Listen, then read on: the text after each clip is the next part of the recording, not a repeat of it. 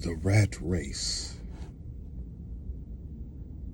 The rat race. We are all in the rat race. But are you trying to get out of it? Are you trying to get out of the rat race?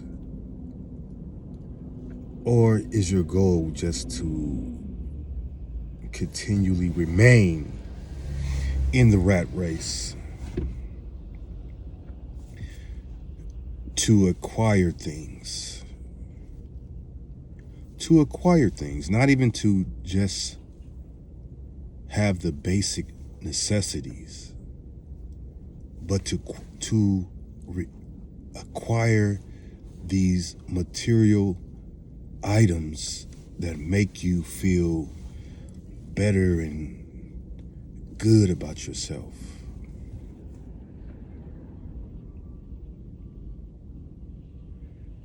That is a serious question. As I drive around and I watch people at work doing what they need, what they feel they need to do to survive and get the things that they need, I just, wonder. It caused me to wonder,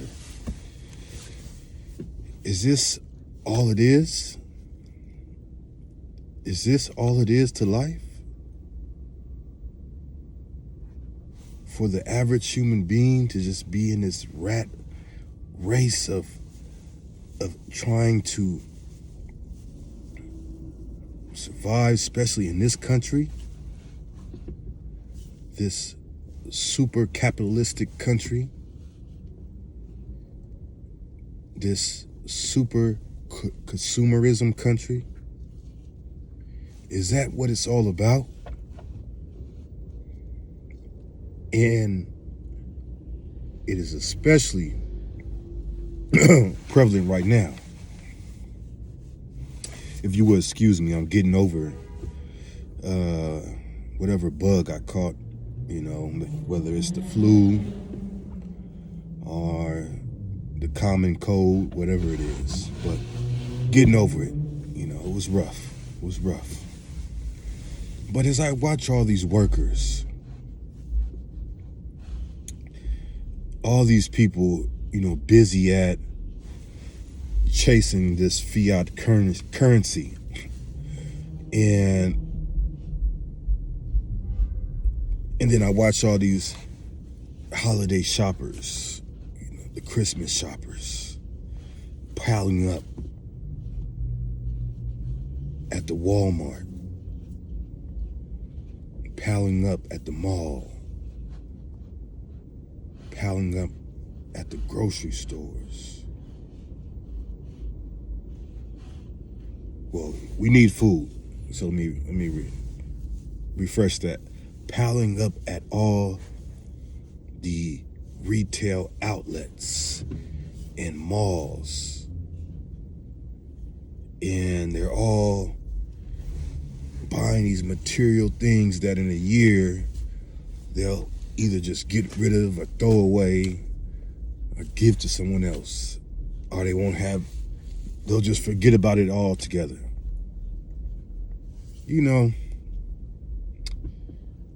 The rat race. Is this all what life is about? For me, I see more than just chasing this fiat, this piece of paper with a dead white man on it. A dead white man who was supposedly to free the slaves, But if you read the book Forced into Glory, then you would truly understand the reason behind his actions. And it wasn't because he was feeling sympathetic towards the slaves. That was not the case. It was political, but that's not the subject of this video. The subject is this all that it's about? To be in the rat race, to chase this piece of paper that they have assigned value to, that is backed by nothing.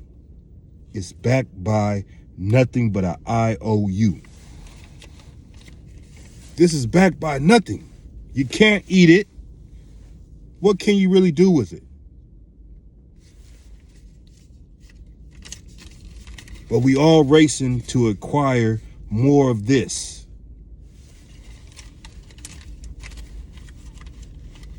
You know, if you as an individual, or you as a family unit, a care unit, if you were able to have nice fertile land, a nice ample supply of fertile land, right?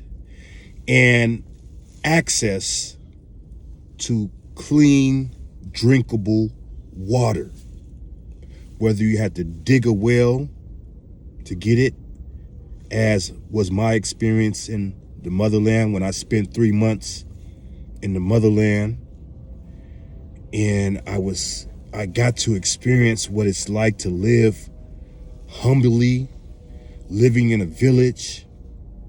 I had to go to the well with a little bucket and fetch my water 50 to 60 meters below the ground and pull it up, one by one. This is it wasn't an easy task. It wasn't for the faint of heart, but you had to pull that rope up, bam, bam, bam, until you filled your bucket, the bucket that comes with the wash detergent, those big buckets. I don't know how many gallons they are, but every day, every time you had to go, every time that I had to, wash the dishes or take a bath, the bath was out of the bucket. It wasn't no shower, wasn't no shower head where you just turned on the spigot and the water comes down. It wasn't none of that. It was go get 3 buckets, those big buckets, carry them things inside the wash area and take that water, pour it over yourself. Oftentimes the water wasn't it was room temperature, but you in the motherland, so it don't get hot, it don't get tropical, you know what I'm saying? We are tropical people. So it ain't getting like, cold like it gets here in the West. In the West, we freeze. We freeze in the West. But there, everything's all good. Everything's smooth. The weather, the temperature, all that. So I got to experience that. And it was a truly great experience. And I said, you know what? When I came back to the U.S., I said, I'm not ready. I said, these brothers and sisters out in the motherland, in the village, are prepared. At the time, I was a meat eater, but I only ate chicken and fish. But in the yard, your chicken would be running around the yard. The chicken was running around the yard, the chicken that you was going to eventually eat. And they fattening that chicken up. And when it was time to get that chicken, they had 3 or 4 of them. They go chase that thing down and break his neck. cut the head off, skin it, boil the feathers off, gut it out, do everything they needed to do. All at home. You're not going to a supermarket like we're accustomed to here, and going to the supermarket and getting our already cut and prepared and washed poultry. No, there you got to get it from the ground. You got to see that chicken alive. And maybe you might develop a friendship with that chicken. Who knows? It is what it is. You know what I'm saying? Because you see that thing moving around, running around the yard for about a few months. You know what I'm saying? Getting fat. Or I seen them get the goat, and it was a village affair, or the cattle. I seen this. They got the cattle. It was a village affair. And I remember they took the cattle, everybody was gathered around. And one person held the cattle and just slit the throat till it bled out. And when I got to experience that, when I got to see that, I said, I ain't ready. I came back to the States and I said, I ain't ready. I said, if shit hits the fan, I ain't ready.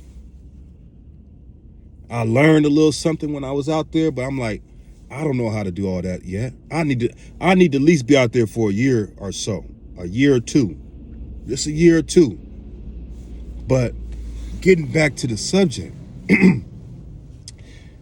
if you have fertile land, access to water, and you knew how to cultivate and grow your own food, fruits, vegetables, rice, beans, potatoes. You know how to, your water, prepare your water. And you knew how to build your house, your structure from the ground up. If you knew how to do that, all those things, and then clothe yourself, you're going to need to be able to clothe yourself. What the hell would you need to be in the rat race for? And what the hell would you need to be chasing this worthless piece of paper that they assign value to, and they put their heroes on it, right? They dead white men. They're slave owners, right? But we in the rat race chasing it.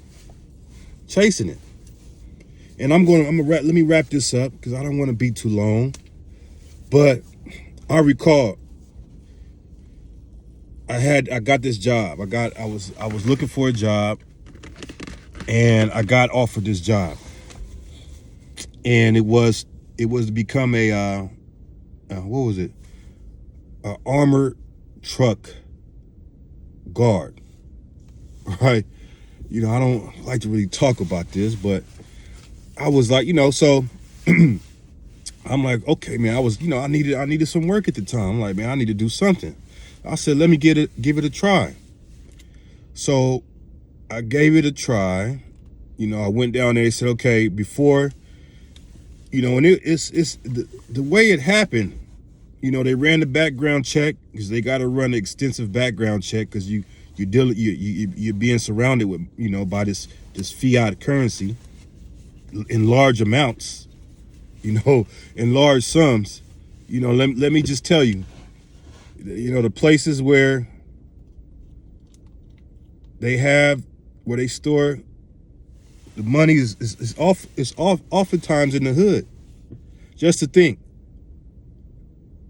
enough money is in that place to change about 80 to 95% of the people that live in that area.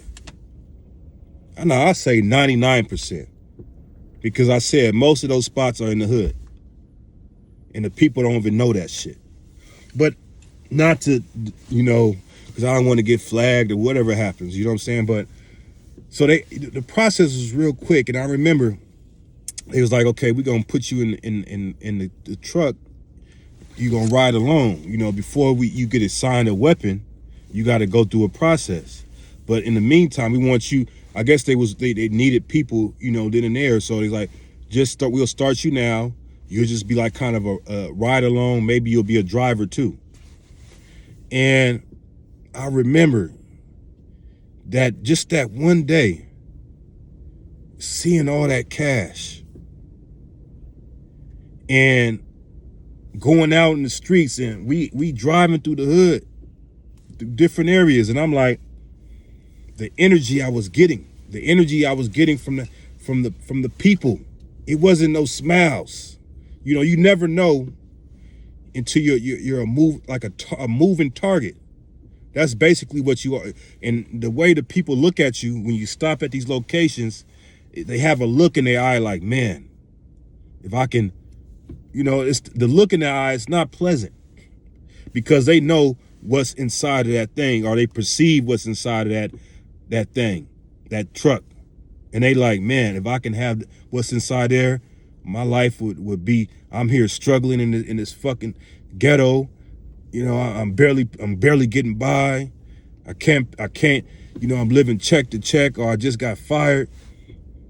And some of the looks was like, you got some of just thinking, but some of them was like, some of us like, these niggas flipping. I'm ready to go. Or how can I, let me follow this thing right here. So a few times seeing a group full of dudes pull up on the side and kind of like looking, like, the vibe. And I'm like, I'm really putting my life on the line for other people's money. That if something were to happen to me, for this fiat currency, they're not going to give my family and my loved ones, right? They're going to say, oh, we're really sorry that, your loved one died, doing his work as a, a sign of our, sympathy or whatever, or gratitude for his service. That day he was transporting about $2 million. So what we're going to do is we're going to give that to you, the family, the loved ones, right? Just to show that his life wasn't just in vain. No, that's not what's going to happen, right? You're going to lose your life. They'll probably give your loved ones about $1,000 to $2,000, $3,000, and maybe have, a little letter up for, or a company memo up for a week, and that's it. The show goes on. You gone. Your family's still struggling because that $3,000 ain't enough to take care of even your funeral expense. Maybe not even enough for you to even get cremated, right? And I said, you know what? Nah, I told the supervisor, nah, man, I'm straight. I'm straight.